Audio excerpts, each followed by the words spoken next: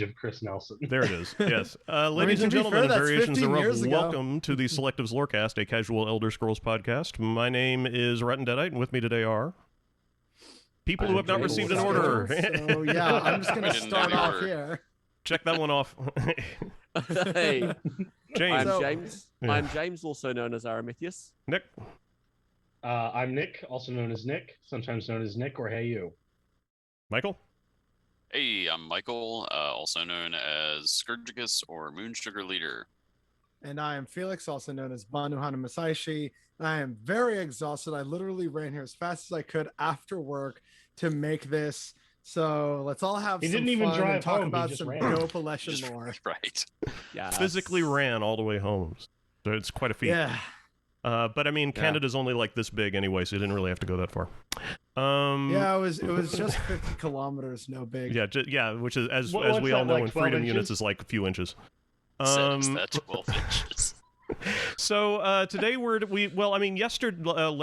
week before last episode, we talked about the Alessian Rebellion and the concept of freedom. And sort of the philosophy of Saint Alessia, and that kind of led us on to the idea of talking about the culture that sprung up after the Alessian Rebellion, and a few things about the Marukhati Selectives and the Prophet Maruk and the Alessian-inspired culture that sort of thrived in Cyrodiil after the rebellion, and we thought it would be a good idea to do a whole ass episode on that. So that's what we're doing today. So there aren't really any incredible specifics about the culture of post-rebellion Cyrodiil. That I can recall, unless anybody has played ESO and remembers running into some stuff in the Imperial City, because I've not done very much exploration at all in the Imperial City, so maybe there's stuff in there. But the one thing that I was impressed with in Oblivion's texts is the idea that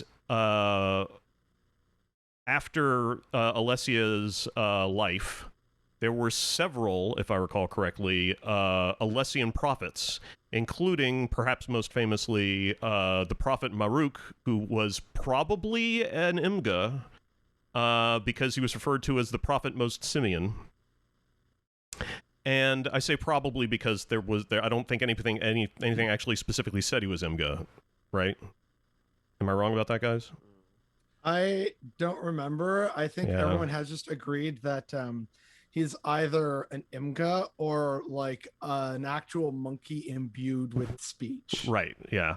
And so Maruk claimed to be a prophet for Alessia, and his prophecies and speeches and lessons and so on led to a culture.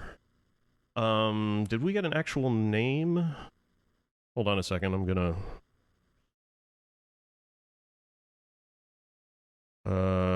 grab that window and put it over here, and hey, preparation, folks. Okay. Yeah, I know, right? Casual Elder Scrolls. Yeah, casual. Well, absolutely. I'm all out of sorts today, anyway. So, sorry about that. A casual Elder Scrolls podcast. Yeah, so that's right. He wrote the Alessian Doctrines. That's what I was looking for. Yes. Which provided the basis of law during the Order's rule of the Alessian Empire. That's what they were calling it. And the Alessian Doctrines, which have a link, again, we don't really know a whole lot about it, except that there were 77 of them and that they were inflexible. And you know this because they were called the 77 Inflexible Doctrines. And it featured, among other things, and this is the phrase that stuck out to me: all are guilty until they have proven themselves innocent. Which, in the overwhelming majority of Western culture, modern culture really, is an idea that we cannot get our heads wrapped around. it does seem to suggest a greater level of faith in the justice system than we have here. And so James had some thoughts about that. I think actually, Michael, you wanted to talk a little bit about the concept of freedom in general. Yes. So I had an addendum from what we were talking about last week. Oh, good. So, and I think it'll play in pretty nicely for this. Give me a second here. I want to give the guy behind me some privacy. So, I had mentioned last time the idea that, because we were talking about how is Tamriel and Nirn in general a place where you have to even come up with the concept of freedom. Right. And so I had said that in Christian theology, there is this question of, how much freedom do humans really have? And one of the things I wanted to add about that, which I thought would play in nicely with the Alessian Order, is that Augustine said, solved this problem of like, well, how can you hold humans accountable for freedom when they don't have that much freedom? His conceptualization was that Adam and Eve were totally free, and that ever since then, humans have been less free. And recent theologians have suggested that this will play out in end times with Antichrist, that humans will have no freedom whatsoever, and that they'll be body, mind, and soul slaves to Antichrist, which is terrifying. Translating this over to the Alessian Order, when you have Alessia's conceptualization of freedom, which is freedom to do to the Aliens what they did to us, which is actually in the Song of Belenel, she says that. That's a pretty narrow understanding of freedom, and it's mimetic violence. Exactly, it's an imitative violence. So that's where you start, it makes absolute sense that within a generation or two you would have a society that says you are guilty until proven innocent, and doing all of the horrible things that the Alessian Order did. One thing I would also like to add to that is when you have societies that escape oppression, or there have been numerous times in their history where they have been persecuted. Most famous real world examples would be, of course, the Jewish people under persecution since like the time of the Babylonians, basically. And other arguments can be made for the Romani people that left northern India and throughout Europe now.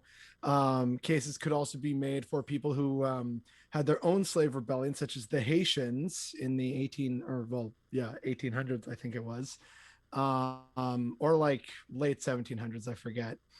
But what you have is when you start from that really dark place, there is going to be an element of God or our gods are punishing us for some kind of historic wrong, which is all the more reason why we have to, accept things and work within that structure. Or, there are various different ways in which people interpret it. So it's it's an ancient wrong that we did. And in terms of the Elder Scrolls universe, this is actually reflected with the Red Guards. It's the Red Guards who say Yokuda was sank for a reason. We kind of did it to ourselves. Why? Well, because like we messed up, and that's why we had to come here, and that's why life is still hard. Life is suffering. This is why life bad. Break the cycle. Go become a god again. Yeah. And in a way, this can also touch on Catholic faith, because granted, while I myself am not Catholic, coming from a strong French, Canadian, and Latin American background, I have a lot of Catholic family members, so I still hear about it, and that Catholic guilt is still very much embedded into my life. And so that sense of, oh yes, the original sin of Adam and Eve and getting intelligence and being kicked out of paradise, like, oh, that's why things are bad, and that's why we're all born guilty because of that original sin, and oh, that's why you must always be patient and atone, and that's why Jesus is so good, because he still loves us despite being sinful creatures, right? Like, there's all this aspect to it, and it goes for so many different cultures, and there's always that sort of, it's not a universal theme, but definitely an undercurrent in many of them of suffering is a part of existence, so deal with it, like just in the frankest of possible terms. And so to apply that again to the Elder Scrolls, you're talking about generations at this point of absolutely brutal, magical space wizard slavery, basically. So like imagine our original slavery, but on steroids, okay? And so like really bad stuff. And so after that, yeah, no wonder their view is A, limited, and B, they're coming from this place of immense, like, yeah, well, you know what? Like, yeah, we got freedom, but the gods clearly still hate us, which is all the more reason why we must have these rigid laws and orders, because that is what broke the cycle the last time. The monkey broke the dragon. How dare you question the monkey? Like, that's basically where you're gonna go. And it doesn't help any that the Alessian Order was given additional credibility by the Dance of the Marukhati Selectives, where they, removed Elvish influence from Akatosh, which is a vague, at best, but we can make guesses about what that means. Yeah, but did you guys see the video I sent? Oh yeah, that was excellent. Yes. Yeah, that for me is like, that's basically what I see in my head. Yeah, that's canon. And it's canon. And so you, the fact that they were able to perform such an absolutely, I mean, literally shattering act does not hurt their credibility at all, and so it just gives them, that gives the Alessian Order even more traction among both men and elves. When you can pull stuff Different off like that, people traction, tend to take you seriously. Yeah. Yeah, it's yeah. If I can kind of pull in another theoretical framework, which has just occurred to me from what you're saying, it's that if we're saying that Alessia's kind of idea of freedom was to do to the aliens as they've done to us, it's kind of the demonstration of who is superior, if I can put it that way. And there was an anthropologist a while ago, name of Maurice Bloch, I think, or however you pronounce it, Bloch. And his idea was that that religion specifically was involved this concept called rebounding violence. It's that you have to demonstrate and repeatedly demonstrate the superiority of the transcendental versus the vital. So there's this constant feeling of and if you kind of mix that in with some ethno-nationalism, which I'm sure that we'll get to, there's the idea of you've got to be constantly saying men are better than elves. You've got to constantly be showing that this is the right way to do things. Yeah, exactly. This is why why North Korea has so many military parades. And also, sorry, real quick, I just want to say what James said about, they had to prove that they were better than who's more superior in that regard. One could also see that as a rebel and king situation. And it does also kind of put the Dance of the Selectives at an interesting light if you think about what might have been happening before then, where they were desperate to get like a huge result. Some kind of massive demonstration of their superiority or something, and then they come up with this frankly ridiculous idea of pulling the elf out of Akatosh, out of an elven god, and by dancing on the head of a tower. And it's just like it's stuff like that makes me that I really like. I would love to see the angle of like a conference room of the Selectives and everybody's got their heads in their hands like, the numbers are down, boys. We got to get those numbers up. We got to do something big. Yeah. I don't think it was like that. I think it was more like the mailroom scene from It's Always Sunny in Philadelphia. Oh yeah. With the the chart, yeah. Just some absolutely cracked out imgo. Just got it all figured out, man. Idea! And it's actually, that actually gives me an idea or something, or like a point to bring up that's relevant to this. The Marukhati, like basically Maruk said, it's unacceptable that men worship an elven god or elven gods.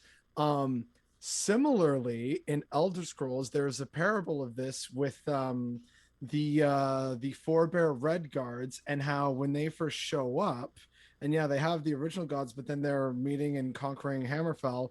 They're being introduced like, oh, who's this Mara lady? Oh, that's kind of like Mora. Whatever, same diff. Yeah. Or yeah, or okay, so like what you call Kine or Kinnereth, we call Tava, but same shit, different story. Like, you know, so like it's kind of like a reverse parable. So there's, you know, Maruk being like, this is absolutely unacceptable, can't handle it. I need to literally break the fucking dragon. Mhm. And then there's like a good chunk of Warrior Redguards being like, yeah, whatever, that checks out. Yeah, So, whatever, like, man.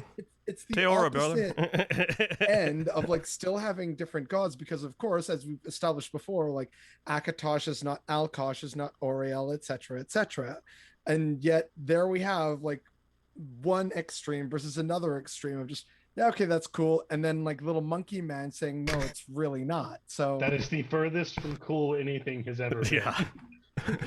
Yeah. Yeah, I just wanted to just remind people of like, you know, it's weird that they felt compelled to do that, which then calls into question, was that truly necessary to break the dragon? Could they not have just been like, yeah, you know what, whatever, we'll just, yeah, look, hey, look, the Selectives just came up with their brand new, totally 100% original idea god. It's called Akatosh. He's a dragon, no relation to the sun god Auriel. Well, Alessia, I think, established the pantheon. Yes. So back when she created the Alessian Order after the rebellion, and so it's a it sort of stands to reason that a really hardline Alessian Order afterwards would be kind of, they consider themselves stuck with this sort of like, you know, agreement, like a combination sort of Nordic and Elvish religion kind of mashed together to create you know, what they were going to worship again in the Hearthland. And there's Akatosh right up. They even got the same fucking name. They didn't even shave off the serial number. You know, it's this literally the same god. It still says, you know, made in Arteum on the side. And so they you know, and it must have been a real puzzle. So I can kind of understand where they were coming from, where that, like, you know, eventually they, like, you're gonna get into an argument with your neighbor or something, like, what is the point of us worshiping these elvish gods if we're supposed to be so fucking great?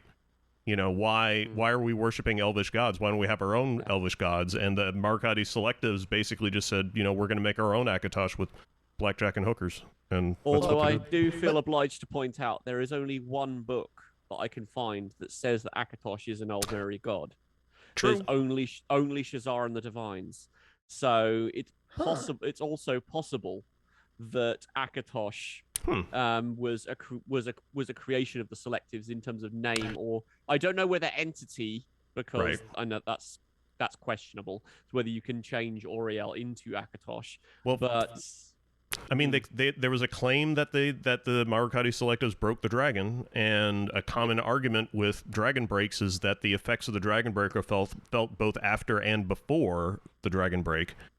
So it's entirely possible. You could argue with some difficulty, but you could. It'd be hard to argue for or against it that Akatosh didn't exist until after the dance.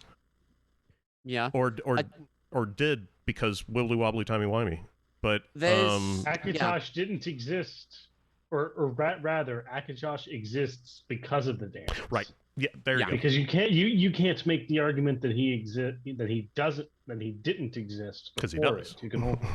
You can only argue in the affirmative with a dragon break. Yeah. Auriel, but manly. It's a JoJo Auriel, is what it is. Like season 1 and 2 Auriel. It's Auriel with pecs. Yeah, I think the closest that we can possibly get to that is the Khajiit perspective, actually, because the Khajiit separate Akha and Alkosh. So if we're talking about the dragon break, and I think the Selectives is, well, no, actually no, it isn't. If we're considering the red moment a dragon break, then I think that happens before the Middle Dawn.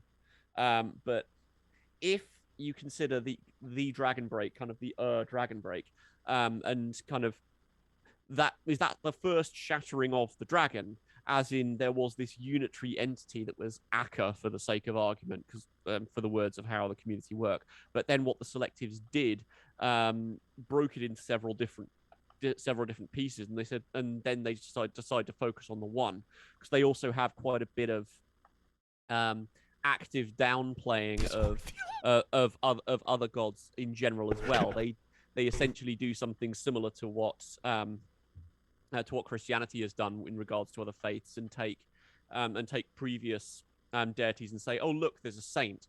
Like Saint Bridget is the biggest example of that, because Bridget, or Brigid, or however you pronounce it in the original Gaelic, was a Celtic pre-Christian god that gets adapted into saint, to be a saint. And I'm assuming that if the Marukhati can just crack the dragon and say, no, it's not just this definitely elvish thing anymore, then look, this facet is the right one. The rest of them are just all nonsense or lesser. That's what I think was possibly going on. Possibly. No, I get what you're saying, and I still maintain that Catholicism is basically just polytheism with a ton of extra steps, with all the saints and everything, like the shrines to Mary or certain saints and family saints. It's like, let's be real here, come on. But one thing though, that I just remembered like a few minutes ago was that the Romans also basically did a thing where they just carbon copied Greece's pantheon, but like they had a couple of their own. So for example, I think Karen or Charon, however the name is pronounced, was like an indigenous. It's a little Karen, yeah.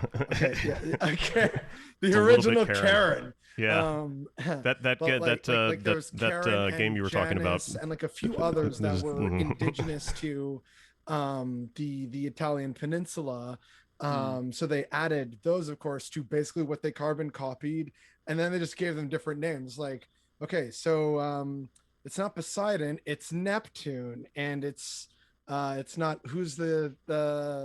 not Zeus, it's Jupiter, right? Yeah, like they filed the serial numbers off. Yeah. Yeah, but like functionally basically the same things. Romans just said, yeah, well, ours are better, and like clearly we did the correct thing, because look at our glorious empire. We conquered the Greeks. So clearly we're in the right here. Even though the Greeks were still like ranting and raging 2 centuries after conquest, like, you took my gods. So like, yeah, but Rome conquered all. So, you know, we won. It worked. Get over it. Yeah. In the words of Coda, they won. They get to do what they want. Yeah. So the naming gods is for closers. Oop, Ziegler's going funky. So they are still here. Okay, good. There is some consideration about. I wanted to spend some time considering what the culture of the Alessian Order was like, and I was kind of hoping James could talk a little bit about this idea of like guilty until proven innocent, and I think you mentioned it in. In Discord about a fascism or absolutist government. Yeah, the kind of the thing about guilty until proven innocent, I kind of read that as something similar to what I think's been going on in the chat I've seen about honor shame culture versus what we currently have in terms of guilt cultures. And again, it goes back to a little bit to that idea of rebounding violence. If you're looking at honor shame cultures, the judgment of whether you are doing something right is inherently public. So if you've got to the point where someone says you have done this thing, and then you've got to no, this is a stain upon my honor, and so on, that you've got to kind of publicly be able to demonstrate your worthiness or your honor by doing all the right things all of the time. And if you're not doing that, if you're not paying proper respect to everyone, or engaging in killing people in the right way, or always being brave in the face, never letting an insult go. That's that sort of thing. You're showing weakness, which in essence it almost kind of makes me think of, is it kind of populism? Because if you can let yourself be dragged into a trial, you've obviously got to the point where the society has judged you as doing something wrong anyway. Right. So if the very act of accusation and getting that accusation to stick in the social mind is enough to convict you. Right. And there was someone pointed out in the chat earlier that you've got to that the Marukhati quote is, you've got to prove yourself innocent. So it's your own conduct, your own way of being. Yeah. Right. So it's not a case of you can bring witnesses to say you weren't there. It's something to do with the kind of person you are. Yeah. That again kind of appeals to that idea of reputation and so on. That's kind of key to these kind of these honor cultures where the idea of being seen to be a particular way is the most important thing. Well, one of our moderators, Dr. Nightstone, wrote up a GDoc called the Marukhati Selectives, the God Learners of Sirad, which I'm hoping he's going to post somewhere for other people to read. And it's basically a quick sort of summary of an organization in the Glorantha setting, which, as you know, Elder Scrolls takes a lot of inspiration from Glorantha.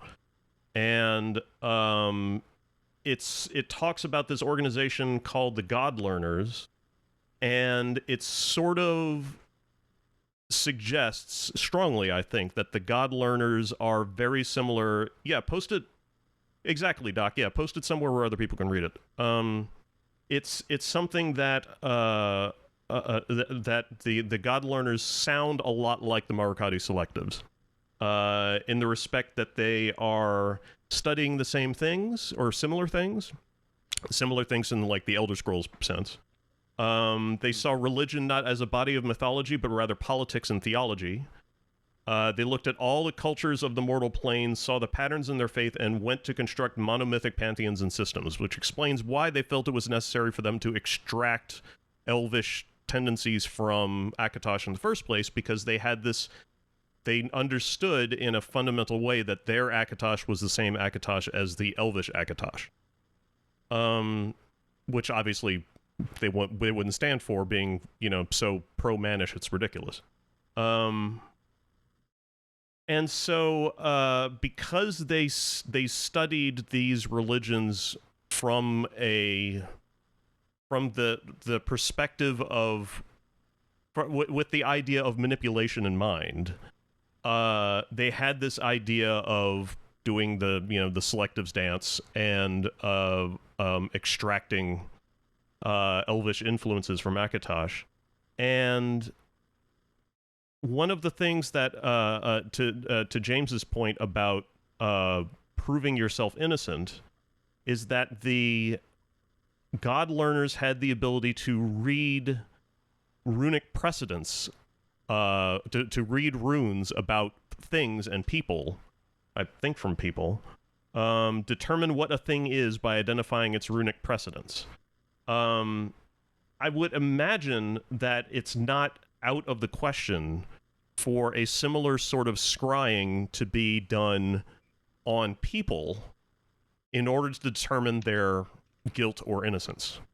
So when you say something like, as James pointed out, when they say something like it's your responsibility to prove yourself innocent, or you have to prove your innocence yourself, it could mean that what they mean by prove it yourself is submit yourself for analysis.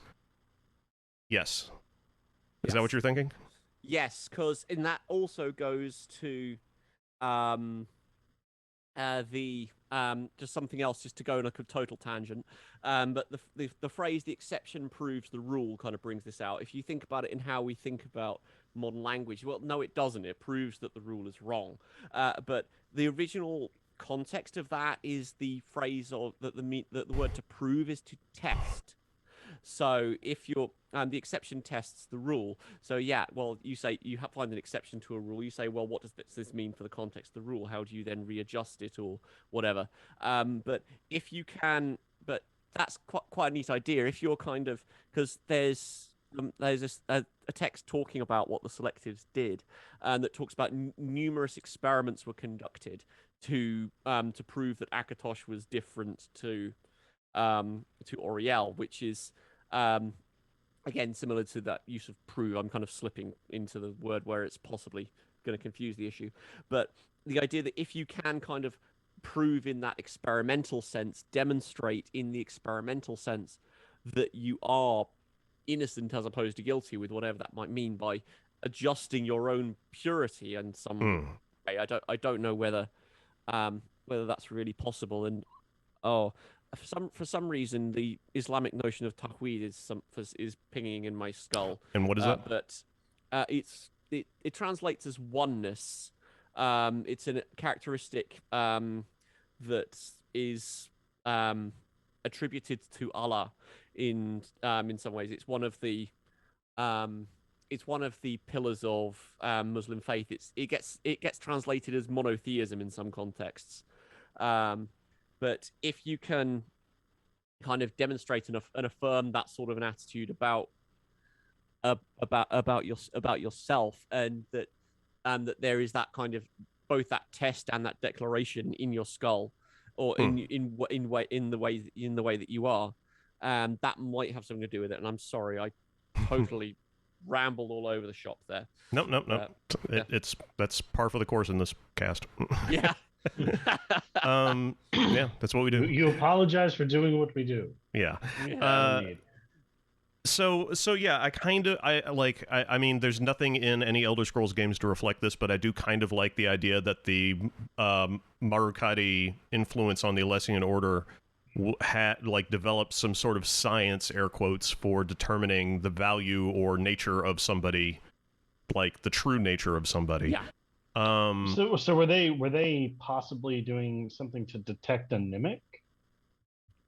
Yeah, Someone's maybe mimic? that's the true name. Yeah, that's kind of what I'm suggesting. They were certainly very comfortable with the general metaphysics of, of Tamriel. I mean, of Mundus in general, since they broke the dragon on purpose. So that's, I mean, they didn't break him. They did some renovation. Well, yeah. Well, they had to break him, and then they put him back together again, and they left some parts out. Yeah. Look, if you're gonna redo a bathroom, you gotta do some demo. So that's kind of like I'll remind you of my whole spiel about Shiva. Right. Yes. And that's sort of what I would imagine if you're looking for an idea of what daily life would be like in the Alessian Order during these times, you can kind of look back at actual historical China, is the perspective that I have, on the way the court system used to work in China. Was if you were brought in front of the court, it was because you had been accused by an officer of the law of doing something, and then the court would then determine your guilt, or how guilty you were, is what it was. All that it took was for a police officer, the equivalent of a police officer, a law enforcement officer, to accuse you of something and physically get you in front of the court. Those are the two parameters, that he had to be accused of something, and then they actually had to physically get you there. So there was plenty of ways to get out of things before you got dragged there. And then you were put in front of the court, and then the court's job was to determine how guilty you were, not if you were guilty, but just to determine your punishment. And they did that by determining the truth of what had happened, and they determined the truth by torture. So. So if you were pulled in front of the court, it was basically, unless you spilled your guts and satisfied the judge that you had, you understand how guilty you are, and you admit to everything you did, and they understand the full length and breadth of what you're doing, they'll only torture you a little to make sure that they got everything out of you, and then that's the end of that. this creates for a court system that is very successful. And it is very hard to argue with numbers when you establish a court in a province, and then you get literally like 100% conviction rate. This reminds me of the modern Japanese. Well, yeah, in modern Japan, for those of you who are not aware, they boast that they have something like a 99% successful conviction rate. That is, if they accuse somebody of doing a crime, there's a 99% chance that the courts will find them guilty. That might sound like, well, the courts are just crooked as shit. In fact, this is not the case. The reason why it looks from independent study, the reason why the Japanese court system is so successful is because the only cases that get brought before judges are cases that are airtight. This is done. Yeah, it's grand juries doing their job, basically. Right. Now, there are two reasons for this. The first one is it means that it guarantees that the prosecution is going to really have their shit together. Unfortunately, the drawback to this, as people have pointed out in a lot of analysis and so on, is that they only accuse if they are sure that the case is airtight. And if there's any doubt whatsoever, the case will not get taken up. And so if you are asking for a police investigation into, I need to find out who keyed my car, the police response that most people get in cases like that is, unless you already have the evidence that will guarantee a conviction, we are not going to help you investigate. So especially for minor for minor offenses like hit and run or petty theft and so on, frequently, unless you are the criminal is literally caught red-handed, and the evidence is overwhelming, the police will not investigate and they will not prosecute. So a very large number of crime, a very large amount, it's speculated, of crime goes by in Japan without prosecution. But because they don't prosecute it, there's no paperwork, so we can't prove that. Yeah. So this is unfortunately something that a lot of foreigners who live overseas in Japan will come back from Japan and tell these stories about how, they got purse snatched or something like that and couldn't get a cop to even lift a finger because, the guy ran off and nobody saw it and there are no witnesses and sorry. And that's the end of it. Yeah, exactly, Owain. And then you have the U.S. justice system, which arguably does the opposite just as badly. Yeah. I think it also must depend to a degree on what standard of proof you need. Because I don't know how it is in other countries, but in the UK, a criminal conviction must require guilt beyond all reasonable doubt. Mm-hmm. However, in the civil courts, you can get guilt or the equivalent of on the balance of probability. Right. Is the legal wording. Just awful. Yeah.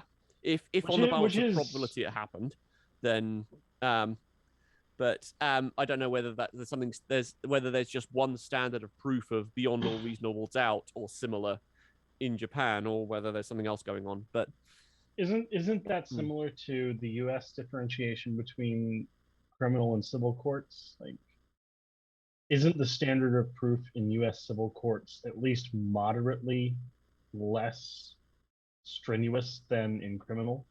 Which is, I'm not sure. No, I'm not familiar with it. I'm going to have to look that up. Yeah, but I don't think that, and I also don't think that the Marukhatis would have necessarily made a difference between the two, because I don't know how far, because the impression we get about the Alessian Order is that it's a theocracy. That word gets bandied about a lot. Mm-hmm. So you get ideas of, well, if you are guilty of a crime, are you guilty of a sin? Are you then, which has all sorts of other different. Are they the same thing?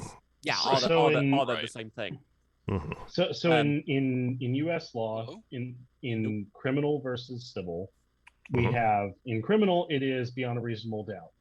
In civil, it is there has to be a preponderance of evidence. So most of the evidence has to point towards being guilty. Yeah. So it's fairly similar to English common law in that circumstance. Yeah, that's fair enough. Oh, okay. But, yeah, but Which in is why that, that was- if it is theocracy, do we have much in the way of hints that crime is sin or anything like that? Is it? I mean, do we have any indications of theocratic precedents for Alessian Order law? And it seems everyone is getting their pets out. I feel left out. Yeah, I know. Don't have any pets in this house. One thing that I would like to sort of bring up about the Marukhati and everything. Behold, my pet knife sharpener. Hey, there you go. One thing that I kind of get the vibe of with everything we've talked about and their history and how they were is that the selectives, like not this, but like the actual selectives, were very much insecure. It's like, okay, no, we gotta separate the elven from the man, and we gotta really enforce that, and like it's just gonna be totally great, okay? And like you better respect it. If it's so great, can it stand on its own? Listen, we gotta enforce it, okay? Like, reasons, and so it just really reeks of like that insecure dude that's at a bar who just really wants to fight you, but it's like, dude, no, like it was an accidental bump that happens in so many bars. Like, relax, man. I'm not here to fight. They do have that level of insecurity, existential insecurity, because the something that just struck me is that they use an alien artifact to make Akatosh, right? And an alien tower to make Akatosh into something mannish. Well, we speculate that they used an Iliad tower. They don't actually. I don't think there's actually a note about the tower that they danced on. The staff of towers. Definitely red mountain. Oh no, yeah, okay. Iliad tower. The staff of towers is apparently it's an artifact created by the Iliad. This is ESO, isn't it? Yes. Yes, it is. Okay, all right, that's why. It would be a lot more interesting to have had them use like Red Mountain. Was it adamantia or was it white gold that they did? It was white gold. It was white gold, as far as we know, because they're associated with Cyrodiil. They're I don't know whether the Alessian Empire under that point even gets to. Actually, no, it does get to High Rock because of all the shenanigans with Hestra. But then they've got a much deeper connection with Cyrodiil as opposed to Balfira and Adamantia. Yeah, because like my understanding was that they used white gold tower because that's like in the heartland of everything, and white gold is super important because the Aliens built it in direct like mimicry or honor of the Adamantia tower, right? Which is why in ESO it looks the same, because the aliens were, again, funny thing, copying. We seem to be talking a lot about people copying other people's cultures in this cast today. So the aliens just said, yeah, we're going to basically take that, because again, there's also the reasons why there's like the different sort of spheres around the Imperial City, was that it was meant to be in mimicry of the heavens, and that would be their way of using a special kind of dawn magic through not through Adamantia, but through white gold tower, as opposed to having to like go all the way over to Balfiera to use it. They could just say, well, why don't we just like do the thing over here? We just build the exact same tower, give it a different name, put some cool, dawn magic-y stuffs around it, make some incantations, and boom, you got yourself some dawn magic. Like that's basically what they did. So that was always my assumption when they talk about the Iliad tower, or if there was a tower involved. I've just always assumed, it's got to be white gold, because that was the capital of the Heartland High Elf Empire, was this tower. But don't they also use the tower for like governmental purposes? So picture, if you will, it was the capital, like on the island of Rumare. Yes, so it's effectively their government building. So picture, if you will, throughout this entire ordeal, just government going on while this thunderous music and the sound of everybody dancing comes from above. I would like to think that they maybe called it a day. Earlier, like you're just having a meeting. Yeah. It's like, No, it would have been There's dust coming down, and they're just like, point of order. Oh, for Christ's sake. Well, no, they would have had everybody in on it, because otherwise, you were committing blasphemy and a crime. The senator from Wisconsin will get his ass on the roof and boogie down right. Exactly. immediately. That's right.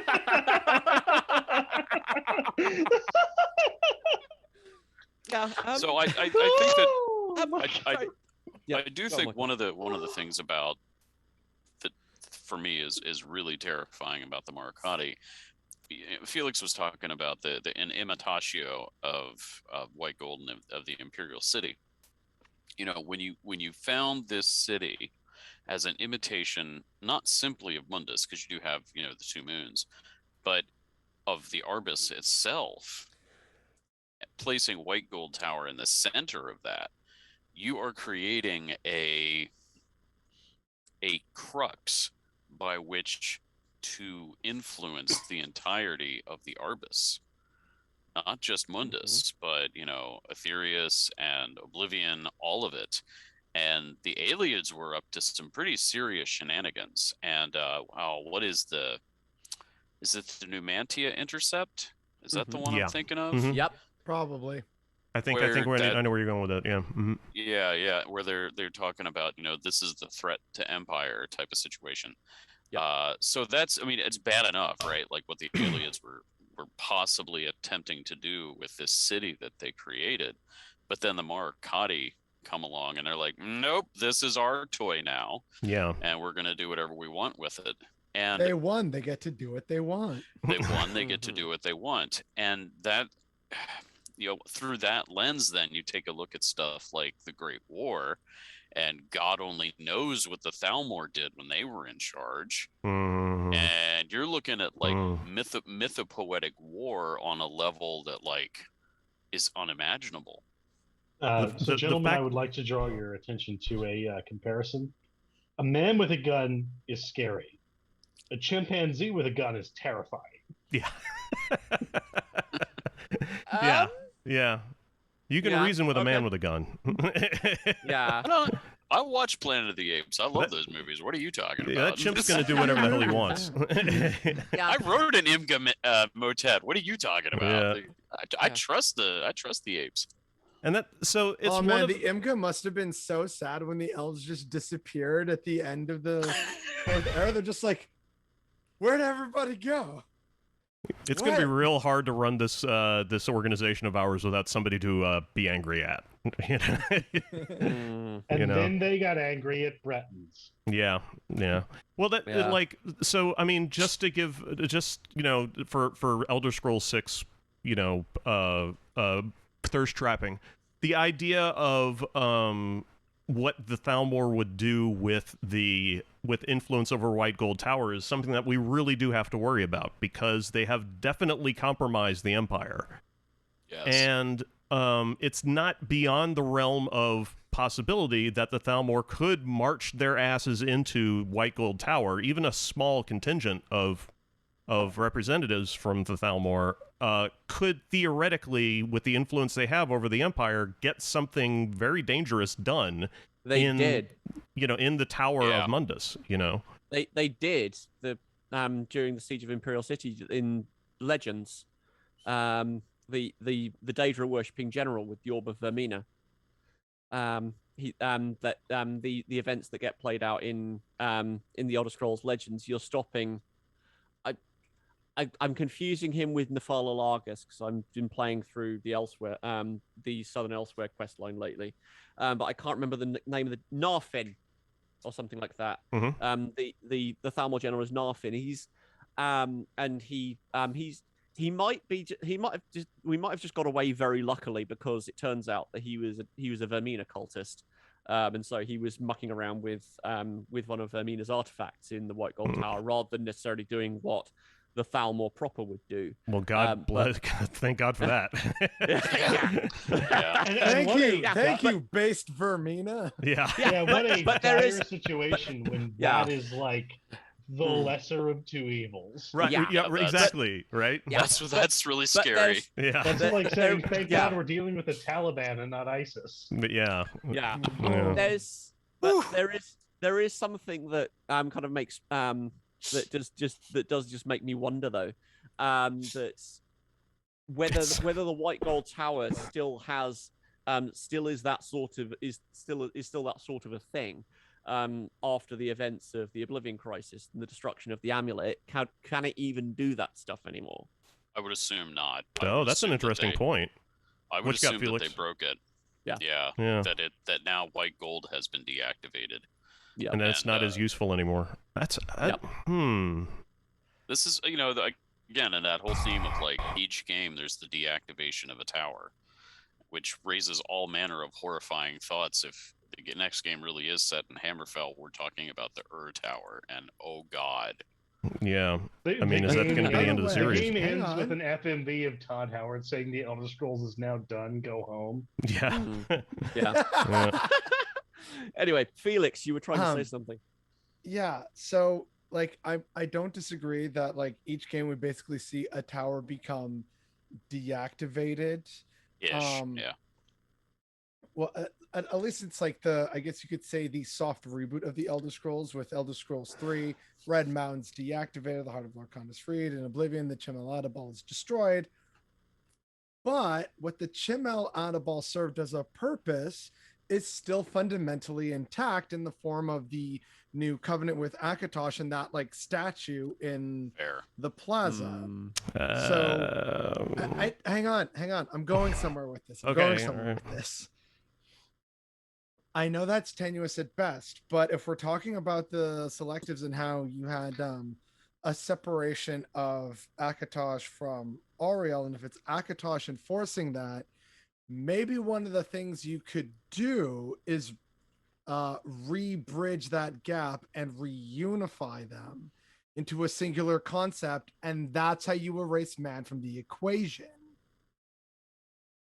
Okay. Yeah. I see where you're going.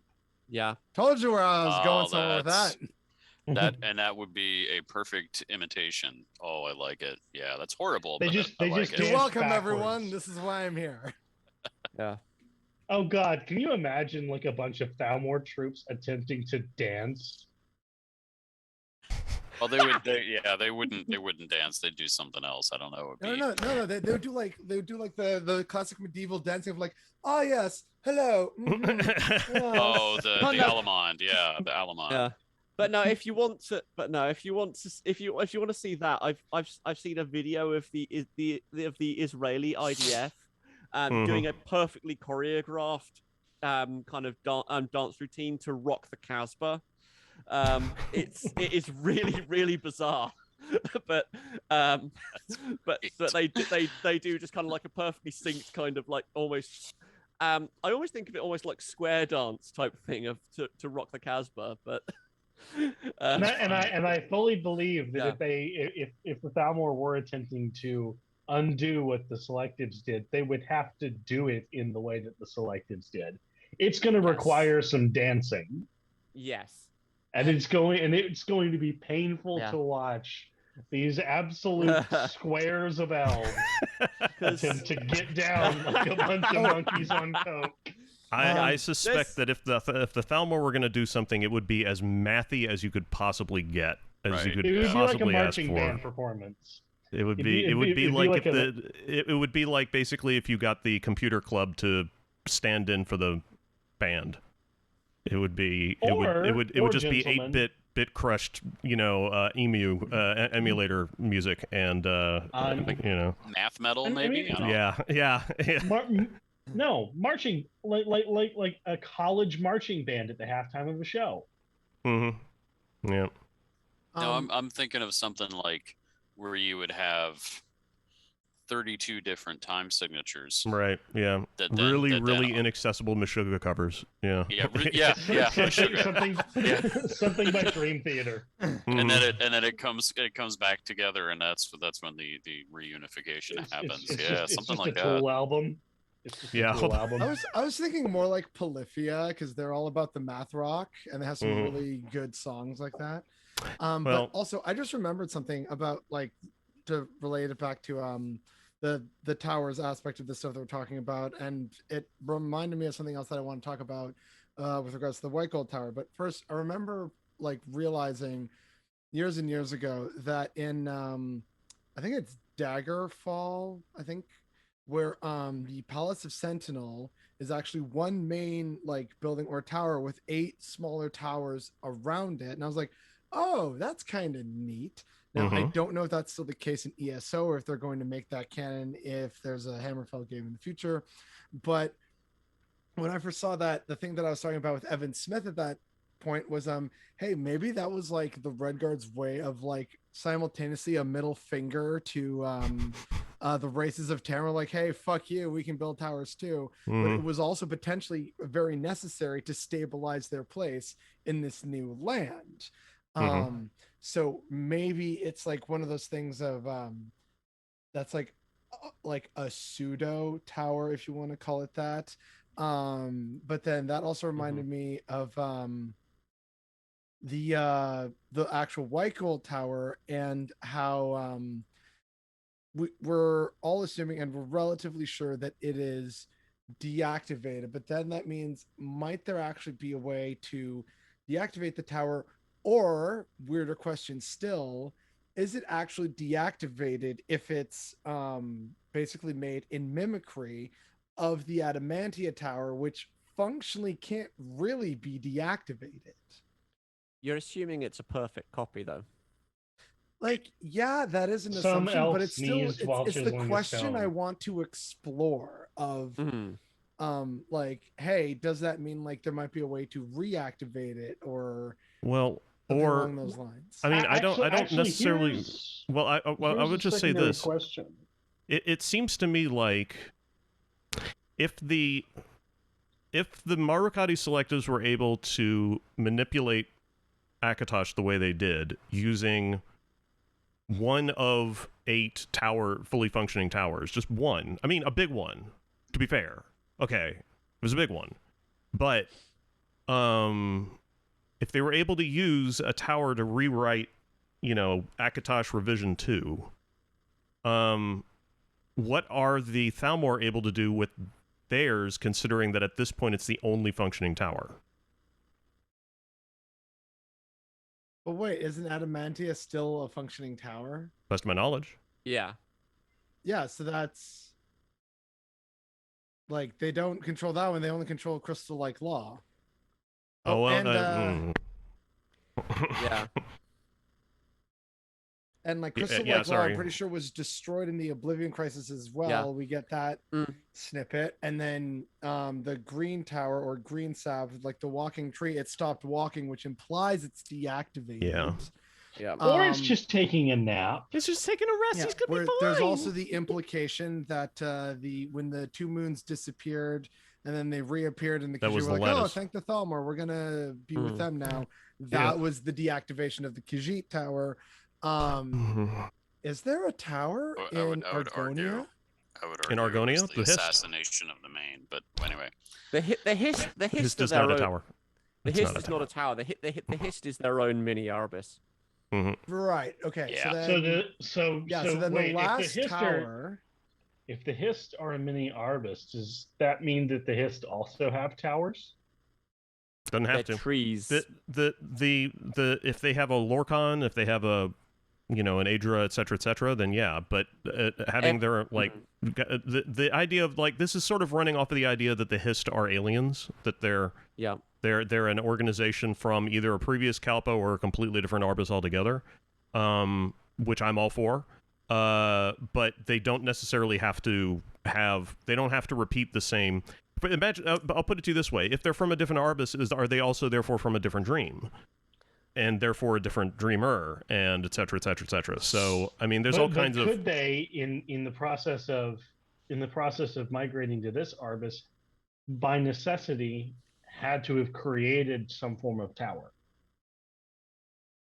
I don't know. I would like to think that the tower system is something that's specific to this Yeah, dreamers' metaphysics. Yes, but to establish themselves, to parasitize. To change their shape so they could fit here. I don't know, maybe. I mean, you could argue that or anything else. Doesn't matter because we don't know. As far as we know, or as we have a hint that wherever the hist came from, also had towers to a degree. And I'm sorry, I'm trying to futz with my microphone while typing. No, that's great. You actually sound much better this closer. So. Oh, excellent. Yeah. Okay, I will stick here then.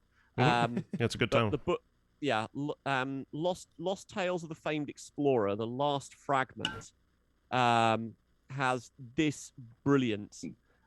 It's basically an explorer in a fever dream that the hist have given him. It's that he came upon a tower. It was tall and vast, and many trees grew from its layers of marsh. Creatures lived and died without ever knowing of a world outside the tower. At its top was a tree that bled fire. Other winged things that looked like him circled it. They cried out in words he understood, but he didn't know. He fell into a deep sadness as the tower fell away. He looked up and saw other worlds and other towers. They were spinning wheels and they crashed into each other, and their spokes got tangled up and they broke each other. And he saw that his world was breaking too. But quick as a snake, a shadow came and swallowed up the roots of the tower so they would not break. Oh, this is the best shit. I've never seen this. Ladies and gentlemen, I believe I speak for us all when I say, dank. Dank. Yes. I need this link, James. I need this link. 100% certified dank, because that's basically like, hey, so like wheels within wheels, my guy, and the shadow, I'm assuming, is the like serpent in the sky. Serpent, so, like, Sithis kind of. It's Sithis. Yeah. But that sort of thing, I've stuck it in the Twitch chat. But that thing implies to me that the hist are functioning on the same sort of mythic framework as this Arabis somehow in some way. But I mean, you can't be parasites can't parasitize themselves to rocks.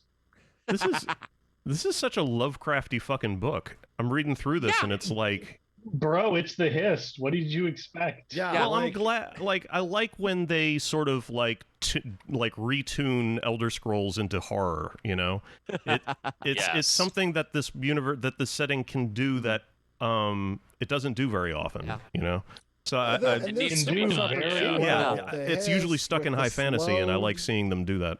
Yeah, but there's also another kind of vague aspect I want to think about the Marukhati and the tower, just to drag us vaguely back to the Selectives. What? Oh, okay, all right. Uncharacteristic, but I'll allow it. As I do periodically. I just find it hideously ironic that the Marukhati are using elven tools to manipulate the elvishness out of something. Yeah. Which basically it kind of smacks of some of the things we discussed after the last cast and kind of in preparation for this one. That it's almost what fascism does. That it's that if you take the I think it's Griffith's definition of fascism, that fascism is palingenetic ultranationalism. Define literally all the words you just said. Okay, so starting with is. Ultranationalism, I hope, is reasonably self-explanatory. So just hyper, this is us, them, in-group, out-group, all of that good stuff. Palingenetic is a focus on rebirth. Is a thing that focuses on rebirth. So that tends to mean an appeal to an idealized past. Whenever you look at any sort of fascism, whether it's kind of the idea of kind of the Teutons that the Nazis appealed to, or if you want to take the controversial notions of certain strands of contemporary American society as fascist, there's an appeal to the good old days of American hegemony, and this sort of thing. and I mean, the most obvious example, like Italy and Rome. Yeah, absolutely. Mussolini appealed directly to that's where fascism comes from. The fasces was a thing that was used to signify that a dictator had taken shape in ancient Rome. It's a symbol of government. But I think that the Selectives were possibly doing something similar, that they were trying in mucking with the tower and trying to do that. They were almost trying to use the tower to recast themselves. If they could, I imagine if they could have torn down White Gold and rebuilt it as the Monkey Tower, they would have done. If we take towers as an expression of a culture, then if the Selectives could have built their own tower out of blackjack and hookers. Yeah, out of blackjack and hookers, or flung feces, whichever way you want to think about it. James, yep. You want to know what's more fun than a barrel of monkeys? A tower of monkeys. Ah, right. Okay. Oh God, that was a supervillain laugh there. I apologize. That really was. But yeah. But now, if the Selectives are kind of working to create their own tower, create their own story, then removing Akatosh and kind of reimagining how that works, creating an imagined past, it fits the fascist model, and it's not necessarily the last step either, if I can put it that way. Also, what is the last step? It's very common that, like, in blues, you have to kind of use what you have available, right? Sure, they would have liked to maybe have their own, but it's like, look, we got this nice shiny new Conquered Tower. Let's just use that, right? We have this here super weapon and Pillar of Reality. I mean, we could make one, but it would take a while. Why don't we just use this one? We get it done in our lifetimes. Well, I mean, and I think that it would have been, they would have seen it as poetic justice. I mean, this is, and again, going back to the idea of limiting or narrowing freedom, is that when your concept of what is good, right, and beautiful, right, and true is mirroring back the abuse that was done to you, using your abuser's weapon is the best way to hurt them. Yeah. Yeah, that does make sense. Yeah. It might have just occurred. It might have just occurred to them. Look, we've got it. They used it on us. We're going to use it on them. See how they like it. You know. Yeah.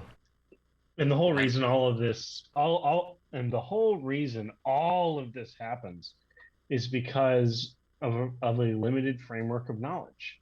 You mirror back the oppression you experienced onto your oppressors because you don't know anything else, because all you've ever known is that oppressive system. It's hard to think outside of the box. I mean, we spent 2 hours literally talking about how hard it was to think of freedom last cast. Yeah. Right. Yeah. And I was like, hey, we're supposed to talk about the Alessian Rebellion. We talked like philosophically about freedom sentence. For 2 hours. We talked about the first sentence of the Alessian Rebellion. We did, yeah. I mean, this is like the whole. I mean, I'm still not really fully satisfied that we've adequately explored the idea of a universe where you have to invent freedom. But I mean, I think that's one of those things that would have to simmer in my head for weeks, you know, before really good ideas start coming to surface. You know. It's like such a mind-bending idea that it really twists my head around really good, which is one of the reasons why I'm so attracted to it. Level, that is a good old-fashioned 400 level philosophical class or philosophy class at your college of choice. One of the ways that I like to come at this is that I see the Arbus. Now, this is a classic, you know, human and elven perspective. The Khajiit see things very differently, but when you look at the Arbus as a philosophical debate between order and chaos, light and dark, etc., etc., it sets up the very fundamental undercurrent of the universe as conflict. And as such, the centripetal pull of creation itself is going to be conflict, violence, othering, especially othering. It's like in the beginning of every single creation story. This is the other, capital O, other, right? You know, you are not me, is not, you know, that type of thing. And so the centripetal pull of the arena, especially, which is the matrix of change, is going to be towards violence and hatred and destruction. And so that's already a narrowing of freedom, right? It may be a matrix of possibility, but the possibilities always swirl towards violence. And I forgot to mention this when I was talking about, Augustine and all that stuff. It then makes sense that this thing that starts with the Alessian rebellion ends in landfall. And by the time that you get to the last war, all of the humans and all of the elves and everybody fighting are slaves to the war. Right. They have no more freedom. Yeah. They have no more creativity. It's just us and them and nothing else. And remember how Numidium was brought back into the Arbus, or brought back into Mundus, was by, in a way, advertising. It was, in a way,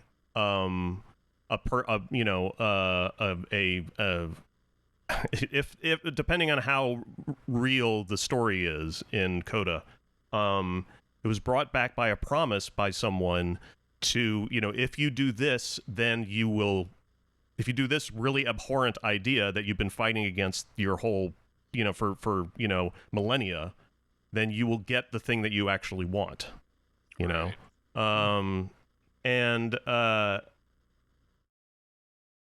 And it makes sense that it's the inevitable. There was a whole Doctor Who episode about this. It's the inevitable result of terrorism. Eventually it will get to the point where somebody is going to have their finger on the everybody loses button and they're going to press it. Yes.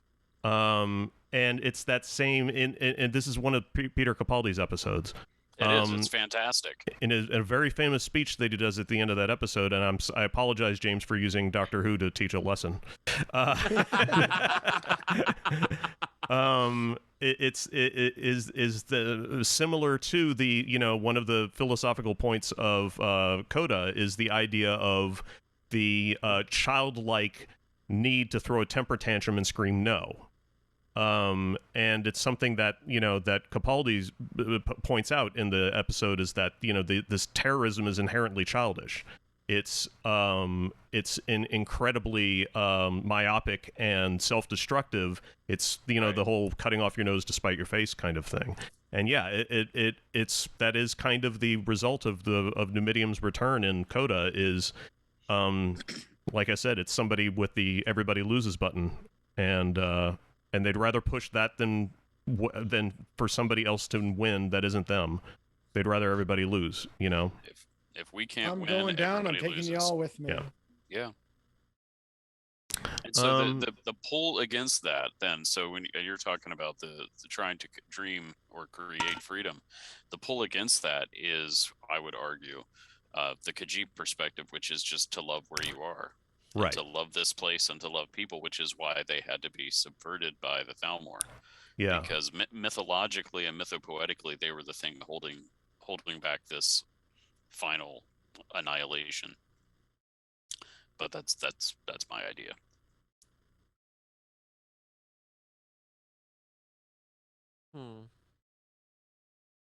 A long pause going on right now while I'm letting all this sink in, because I feel like we're a little bit closer to understanding life in the Alessian Order as being a sort of it's oppression, but it's oppression almost that they're doing to themselves in a way. Yes. It's penance. Yeah. Well, but it's penance for a thing that they imagine is them, is theirs to. I don't want to say that it doesn't exist, but in a way, guilt doesn't exist. So I don't want to get that deep, but well, it's kind of 1984 model of of governance. You don't oppress everyone. You just oppress the people with the levers of power. Yeah, and then everybody else will oppress themselves. It's it was in 1984 that had the Future Speak or whatever it's called. I can't remember. Yeah. Newspeak, yeah, yes. where they actually changed the language itself to accomplish the cultural change that they require, so that people actively, purposefully, willingly, energetically oppress themselves as well as each other. Yeah, because the language gets to the point where dissent and an expression of an opinion that's contrary to the official one is impossible. Yeah. Yep. And it's a prison. Exactly. Yeah. It's and that's sort of like, and I think that it's really unbelievably great that we've kind of arrived at this idea of the Alessian Order as this horrible prison that resulted from the invention of freedom. Yes. Which is it's the kind of irony I love. Yeah. It's just stuff. dank. It's dank. Well, to bring this to the real world again, is like some liftings and stuff. I remember this because I'm old enough to have played Oblivion when it first came out. I remember a lot of people drawing parallels between it being seen as like a kind of a alt history fantasy version of like the American Civil War and slavery and like rising really? up. Like, I remember seeing a lot of posts like that. But if there's any, I think Chris has probably seen some of the threads that I'm referring to. I remember that. Yeah. It was also at the same time when everybody was like, well, the Thalmor are clearly Nazis and Americans are, and Cyrodiil's clearly whatever, and the Nords are obviously German, and like, you're stretching, guys. Anyway. The thing that I find is that if there's any parable that's closest, like a historic parable that's closest to the Alessian Order, it's the Haitian Revolution. Oh my God, yes. Really? Because that's where you have really oppressive slave rule, and they violently overthrow their masters and massacre them. And for the sake of maintaining the revolution, they can't help but adopt a lot of the same manners of the like ruling class society.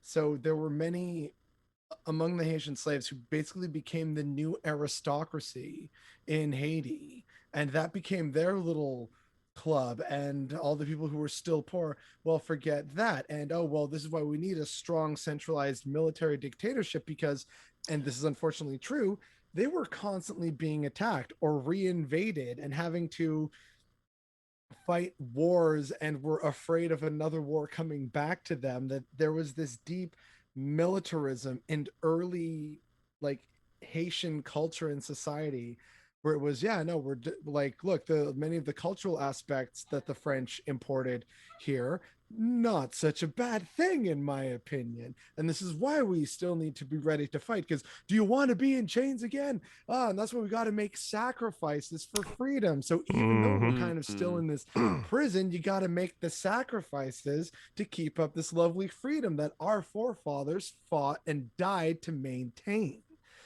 And so that for me is the strongest parable, not like Spartacus or what if the American South rose up because the heartland is just Mississippi, am I right? And it's like, no. But but like that was like some of the idea that some people had, and it's like, no, this is basically a fantasy retelling of the Haitian Revolution, which is why studying the Haitian Revolution, which caveat, I have not really done. I'm literally just parabling like the little cliffs notes that I've gotten over the years.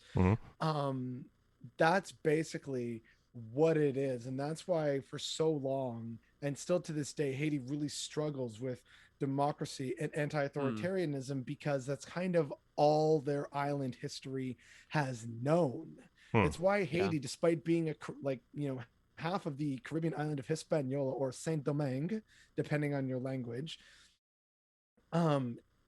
they are half of this island that used to be full of natives. They were forcibly brought there against their will, bringing pieces from the old world to the new, with a culture that was imposed on them by brutal slave masters who they violently murdered in rebellion. That is the start of Haiti. It is born out of bloodshed. It is impressive in terms of, wow, literally like the first successful slave revolt in nearly 2,000 years. That is impressive. But in terms of what it is fundamentally and what happened, absolutely horrifying and very bloody time. that kind of colors a people. And to bring it right next door to America, you have that in America too. America was born out of revolutionary violence, which is why the gun is so important in America.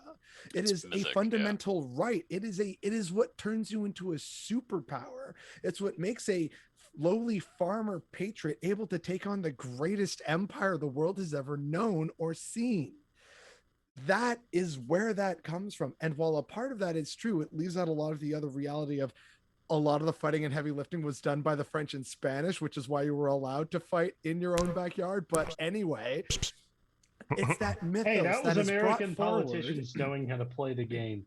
Yeah, but it is that mythos that is brought forward that is fundamentally unbreakable in the American psyche, because that was the point. It starts, whether you want to see it as like whatever happened in Rhode Island, that was some weird shit, or you want to talk about the Boston Massacre, or the Boston Tea Party, or you want to talk about like the first skirmish, like somewhere in the woods of New York.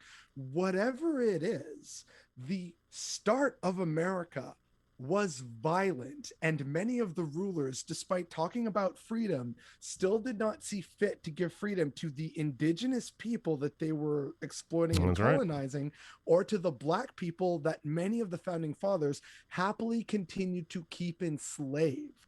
Correct. It is a like clash of ideas, but fundamentally that is what they believed in. And we wonder why America, more than 200 years later, struggles with these same fundamental ideas. And we wonder why Haiti continues to struggle with poverty and violence, because they, like America, it is all they have known in 200 plus years for the sake of the revolution and what that revolution represents in the cultural and societal idealized version of their origin. Yep. Well done. Yes. Yes. Yeah. And I was going to say, this is why I'm here. If you do want, and also if you do want to dive a little more deeply into Haiti, a good jumping off point is the Revolutions podcast by Mike Duncan. I've heard of this. Yes. He covers the Haitian Revolution in a good amount of depth. Nice. So yeah, that's a good place to start. Good. Also, Euro with the crash very course, not Euro the crash course world history. I forget which one of the views that they did. There is one on the Haitian Revolution. That's a good intro and just again really broad summary. Yeah, like you said, the Mike Duncan jumping podcast off is like if you really want to learn, do that. Also, like talk to Haitians. They'll probably tell you like, oh yeah, you know, my great grandfather was there with Toussaint Louverture fighting the French. Like you can get still real like generational stories from Haitians. So, you know, reach out if you have Haitians in your local community. Yeah. And Teodoricus is kind of also try their food. It's pretty good. Yeah. I should mention, the Wikipedia article is exhaustive and lengthy. So yeah, getting a summary might be a good place to start. Yeah. And Nice. and I think Todirigoyist, if that's how you meant to pronounce it, kind of pointed out something else in chat. Yeah. Pointed out some bits in chat that I think we meant to bring up vaguely near the start, but it kind of mirrors what Felix was saying, that the original word for freedom, the first word for freedom that we have is a Babylonian word, which more literally translates as return to mother. Because so all you Mankar Cameron people get excited. But that kind of, I think, says something similar, because if you're going back to your origins when you're free, then that will again just kind of, you need to be able to change your origins as well, because I think Mankar Cameron's point of if whoever enters paradise enters his own mother is it's not the entering that's the thing, it's the change while you are there. Right. It's if you just go home and you stick around at home, then you're just going to be where you've always been. It's just the same again. Yeah. Which is what's happening in the case of the Alessian Order, in case of Haiti, and so on and so on. Yeah. You need to be able to enact that change and try and do that. I don't know whether we can necessarily say that that what the Marukhati were doing in changing Akatosh was an expression of an attempt at that. Oh. Maybe. But because you're trying to change kind of the foundation stone of your culture, make a new foundation stone, and so on. But in the sense that they maybe succeeded and they maybe created Akatosh or made some spin-off version of Oriel that was then called Akatosh or whatever. But they also failed massively if we take Felix's perspective of, well, they just carried on with the oppression. They didn't actually change what they were doing. They just changed the serial numbers. Yeah, did life in the Alessian Order change much after the dance? It's hard to say. It's certainly got a lot more non-linear. Any records of their survival was destroyed by the War of Righteousness that ended the Alessian Order 100 years later. Yeah, so like we basically just get told it basically got worse and more rigid in terms of no, it's the Alessian Order, and like basically I think it was like monotheism or whatever, and they tried to aggressively impact that on other like non-Cyrodiilic peoples, and various people said no, go fuck yourself, like no, and that was their undoing because they basically ended up with enemies on all sides. But one they quick also question: How long did the dance last for? Well, approximately. It was a dragon. 8 years. 1,008 years. Yeah. That's a hell of a party. Yep. Yeah. It's a good time, man. look after a millennium of party and 8 years of hangover, I'm assuming. Are you not going to say, I'm never drinking again? I'm never going to be that wild again? You got to have some structure around here. Yeah, I need more structure in my life. I literally spent over a millennia dancing a god into and out of existence. I need a fucking break. You can argue that almost happens because you look at the way that Tiber Septim, as the most obvious example, kind of relates back to the Alessian period, in that he really doesn't. Trying to pull Tamriel together around a Cyrodiilic core and a Cyrodiilic identity. No one really talks about the Alessian Order after the fact. No one wants to, and Raman is the same. There's an appeal to Cyrodiil, and as a Cyrodiilic people, I think it was, I want to say it was someone like the Inducer on Reddit. But they talk about Raman was one of the first to talk about Cyrodiilic as a people, as an identity, and the Selectives didn't really pull that off. They had the Empire in Cyrodiil that called the shots for most of the continent for a good chunk of time. But they never really established what that identity was. No one went back to it. No one went back to the Alessian Marukhati model of expressing how things were, which is which is interesting because no one wants that sort of hangover again. Exactly. Well, I mean, we've covered a hell of a lot, folks. We're into about an hour and a half now, and I'm still not entirely sure we're done. We'll talk about it in Discord, but I feel like there's still more ground to cover here. This is really kind of like we've kind of hit a lore mine here. It's almost like the Civil War in general. Yeah. Any Civil War is more complicated than can be discussed in 3 hours. Yeah. True. Yeah.